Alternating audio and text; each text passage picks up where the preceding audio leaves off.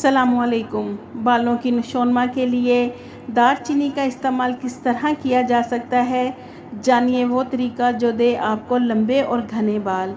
दारचीनी एक खुशबूदार जड़ी बूटी है जिसको खानों में गरम मसाले के साथ इस्तेमाल किया जाता है।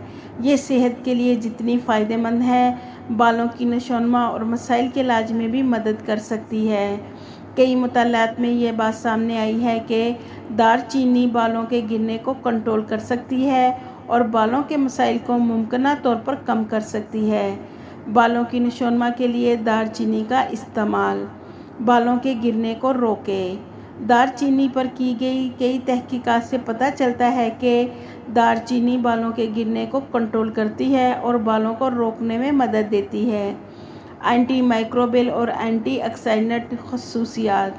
दारचीनी कुदरती एंटी ऑक्सीडेंट के तौर पर काम करती है। इसमें मौजूद एंटी माइक्रोबियल खसूसियात सर की जड़ों में और बालों में होने वाले इन्फेक्शंस को रोकती है।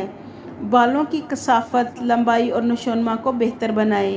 दारचीनी एसेंशियल ऑयल के इस्तेमाल से सर में खून का बहाव तेज़ होता है। ये खून की नालियों को साफ़ करके इनमें खून की रवानी बेहतर बनाती है और यूं बालों को भी लंबा और घना कर देती है। बालों को पहुंचने वाले नुकसानात को रोकती है। दारचीनी में मौजूद anti bacterial, anti inflammatory, anti fungal और एंटी माइक्रोबियल खसूसियात बालों को पहुंचने वाले नुकसानात को रोकने की सलाहियत रखती है। ये सर की जिल्द में सोजिश और बालों में मौजूद खुश्की का ख़ात्मा करती है और बालों की नशोनमा को यकीनी बनाती है। जुओं का ख़ात्मा।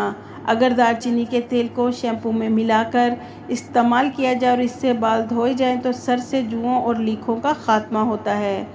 दारचीनी का तेल बनाने का तरीका हम आपको बताते हैं कि इसमें कौन कौन सी चीज़ें दरकार हैं।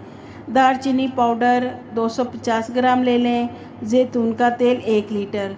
तरकीब: एक पैन में जैतून का तेल डालें और इसमें दारचीनी पाउडर शामिल करके अच्छी तरह मिक्स करें और नॉर्मल आंच पर पकाएं।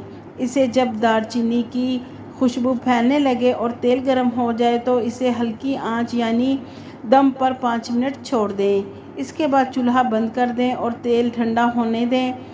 अब जब ये तेल ठंडा हो जाए तो इसे किसी बोतल में भर लें और इसका बालों में इस्तेमाल करें।